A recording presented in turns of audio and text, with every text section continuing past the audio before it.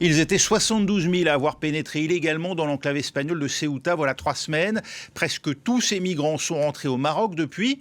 Restent 1800 d'entre eux pour lesquels Madrid annonce aujourd'hui vouloir créer des centres d'hébergement dont 500 jeunes filles, des mineurs prêts à être transférés en Espagne continentale. Bonjour Victoria David, correspondante de France 24 en Espagne. Quelle est la situation aujourd'hui à Ceuta ?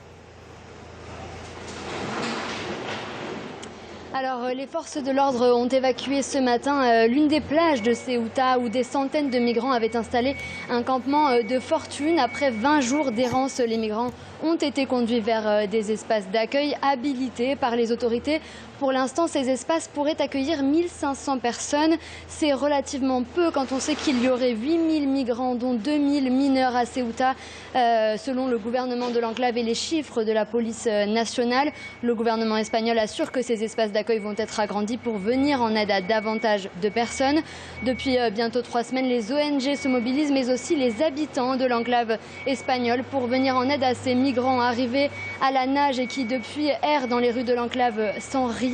Certains habitants ont ouvert leurs portes pour leur proposer de se doucher. D'autres ont créé un fonds de soutien pour leur préparer des repas. Mais ce qui inquiète beaucoup d'habitants de Ceuta, ce sont les conséquences sur le système de santé. Les infirmières disent être au bord de la saturation. Elles cumulent les heures supplémentaires et doivent prendre en charge plus de 200 cas quotidiens.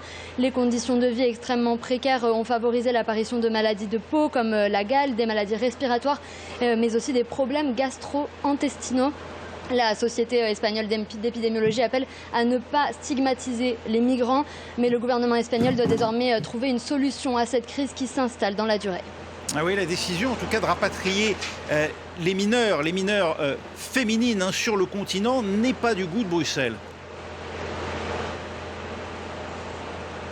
Effectivement, le porte-parole de la Commission européenne a demandé à l'Espagne d'assurer rapidement le rapatriement vers le Maroc de tous les migrants, y compris mineurs.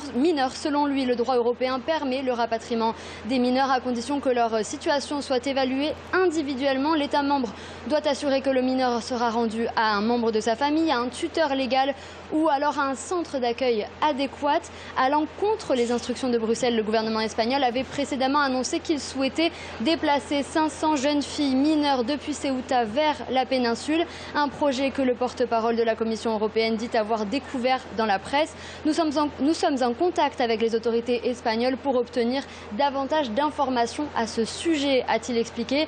Évidemment, cette polémique naissante entre Madrid et Bruxelles alimente les tensions entre le gouvernement socialiste espagnol et les oppositions de droite et d'extrême droite qui demandent au gouvernement d'expulser au plus vite les migrants, y compris les mineurs.